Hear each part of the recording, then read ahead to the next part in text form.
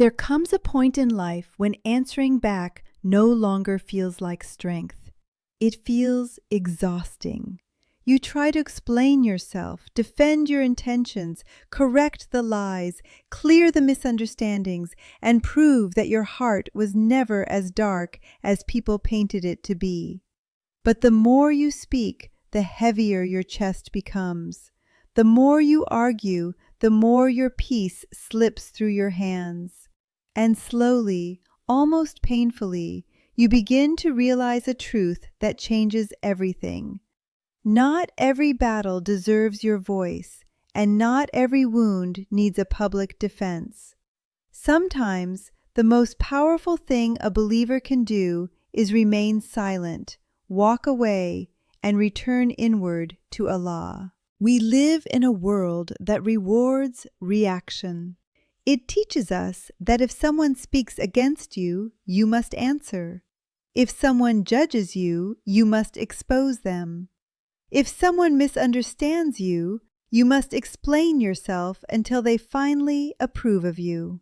But Islam teaches something much deeper than that. It teaches us that peace is not found in winning every argument. Peace is found in knowing who you are before Allah. Because once that truth settles in your heart, something extraordinary happens. People's opinions begin to lose their power over you. Their words may still hurt, but they no longer define you. Their judgment may still sting, but it no longer controls your worth.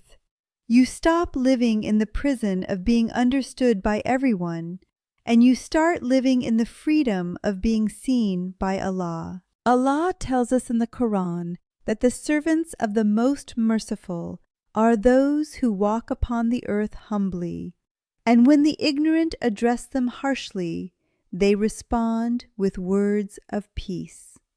This is not just advice about manners. It is a description of spiritual rank.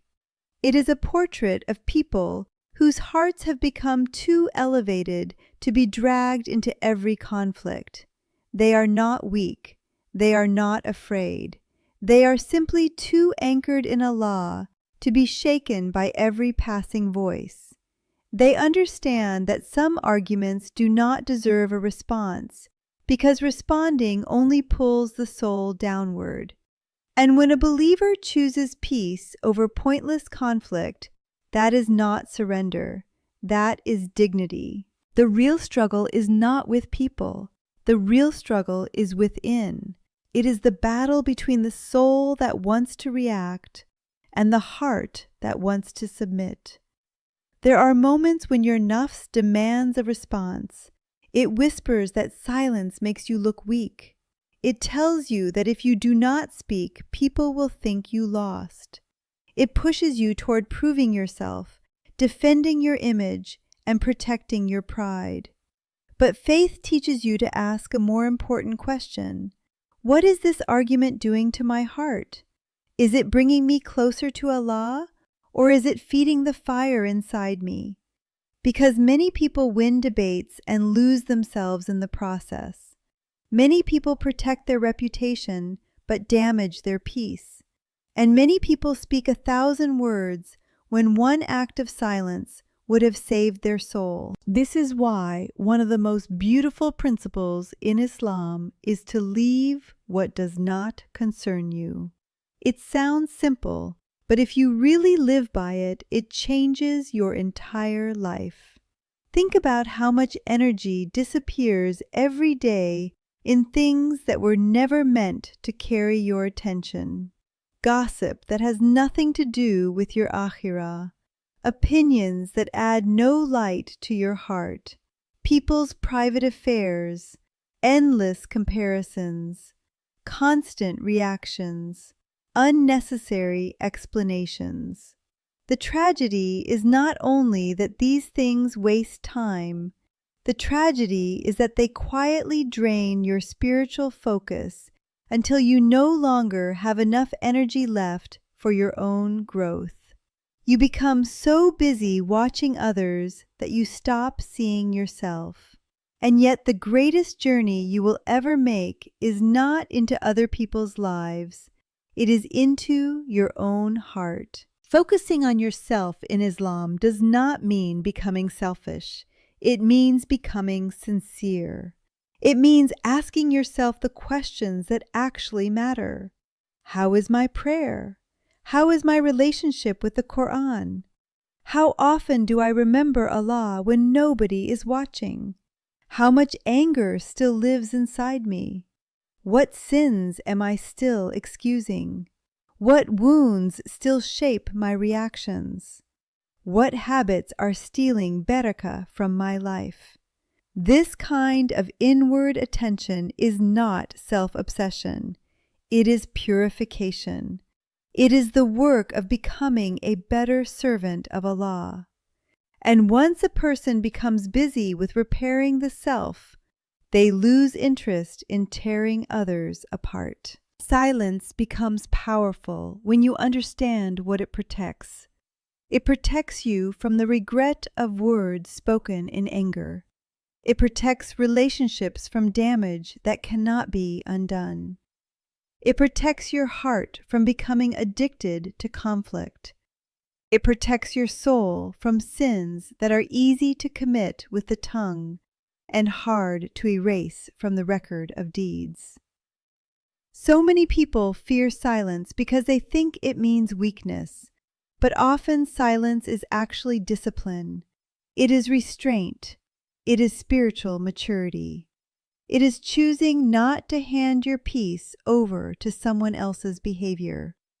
It is deciding that your inner world is too valuable to be ruled by every provocation outside of you. The Prophet Muhammad, peace be upon him, taught this with unmatched clarity when he said that whoever believes in Allah and the last day should speak good or remain silent.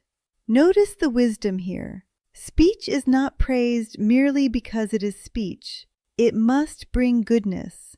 It must heal, clarify, benefit, protect, or guide. If it cannot do that, then silence becomes the nobler choice. That means silence is not emptiness. Silence can be worship. Silence can be faith in action. Silence can be a shield that stands between your soul and a moment you would later wish you could take back. And this is where many hearts find relief. You do not have to answer everything. You do not have to correct every lie. You do not have to defend yourself before every person who misunderstands you. You do not have to carry the burden of controlling how others see you. That job was never yours. Your responsibility is to stand honestly before Allah, to keep your intentions clean, and to keep your heart from becoming ugly in the process of being wounded. When you hand your case over to Allah, you are not neglecting justice. You are recognizing the one who sees every hidden detail, every private intention, every twisted word, every silent tear, and every truth that people refused to acknowledge. Think about Maryam. May Allah be pleased with her. She endured a trial so heavy that words would have seemed too small to carry it. And yet she was instructed not to engage in defense the way people expected. She was taught a silence that placed the matter in the hands of Allah. And what happened? Allah defended her with an honor no human argument could ever reach. This is one of the deepest lessons a believer can learn. When Allah defends you, no human defense compares. Sometimes your greatest mistake is thinking that your dignity depends on your ability to explain yourself. In reality, your dignity has always been safest in the hands of Allah. The Prophet Muhammad, peace be upon him, lived this truth again and again. He was insulted, mocked, rejected, and harmed. Yet he did not allow every act of cruelty to pull him into reactive harshness. He remained focused on his mission. He remained focused on worship. He remained focused on character. He understood something we often forget. People may throw dirt at your path, but only you decide whether to stop walking.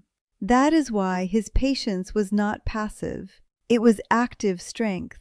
It was the strength of someone who knew exactly where he was going and refused to be distracted by every stone thrown in the road. There is also a hidden gift inside silence that many people never discover because they are too busy speaking.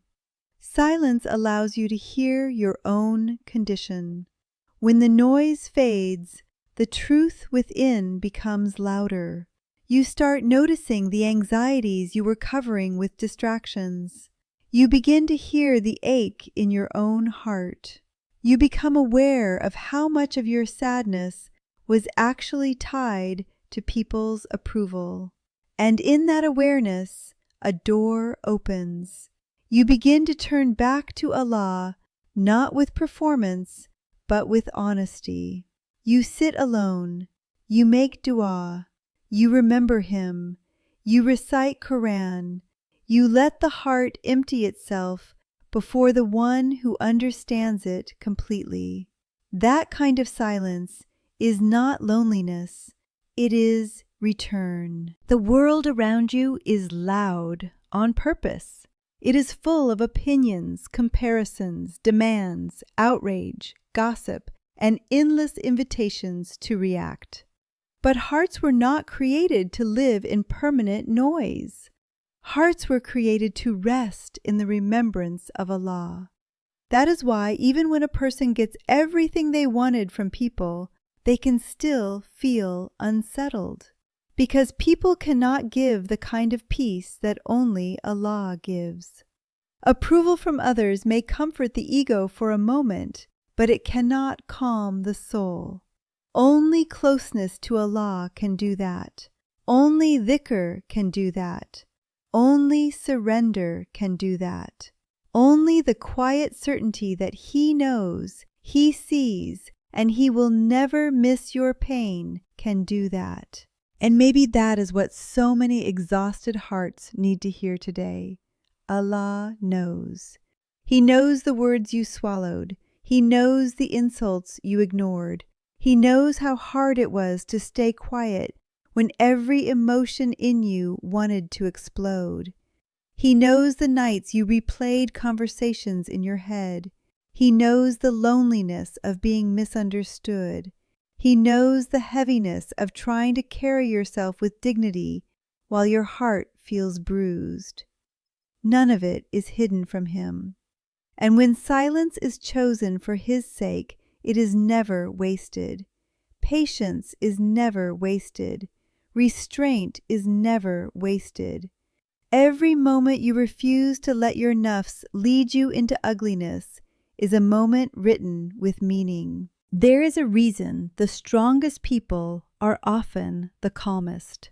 It is because real strength is not in overpowering others. It is in overpowering yourself. It is in mastering the impulse to react. It is in feeling the fire of anger rise and still choosing what pleases Allah. It is in being wounded and refusing to become cruel. It is in being provoked and refusing to descend.